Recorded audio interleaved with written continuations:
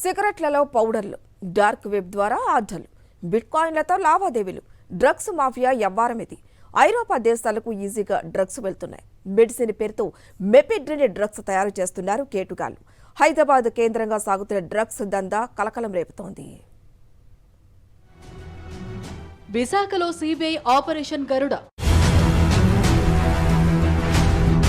బొల్లారంలో narcotic నిఘా కేంద్రం.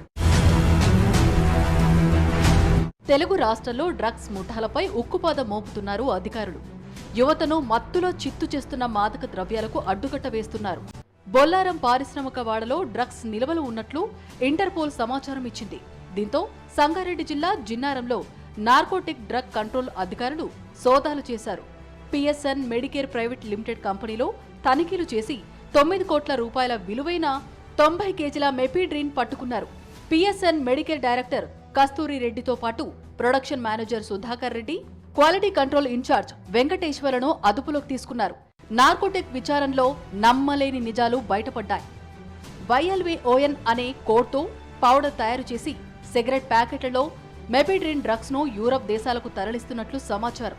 Dark web ద్వారా డ్రగ్స్ ఆర్డర్లు వస్తాయని, బిట్ కాయిన్ల రూపంలో లావాదేవీలు జరిగినట్లు తెలుస్తోంది. ఇప్పటి వరకు విదేశాల నుంచి, ఇతర రాష్ట్రాల నుంచి డ్రగ్స్ హైదరాబాద్కు రావటం చూశాం. కానీ ఇప్పుడు ఏకంగా హైదరాబాద్లోనే ఇండస్ట్రీ ఏర్పాటు చేసుకుని విదేశాలకు రవాణా చేస్తున్న వ్యవహారం వెలుగులోకి రావటం సంచలనంగా మారింది.